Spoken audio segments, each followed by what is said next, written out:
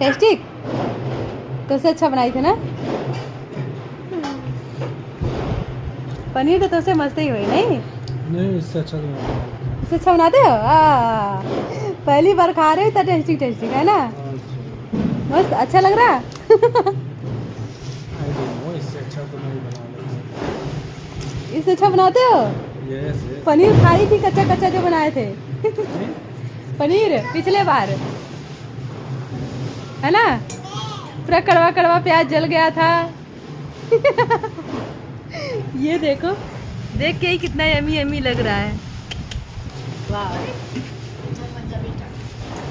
खाना इतना टेस्टी बनाती हूँ मैं, उंगली चाट के सब खा जाए।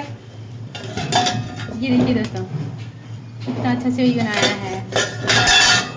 पनीर बनाया एकदम यमी, आलू की कचौरी बना रही हूँ।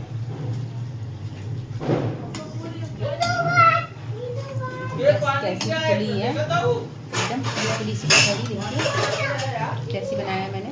और ये लोग खा रहे हैं मेरी चाट चाट के, मेरी भाभी हैं।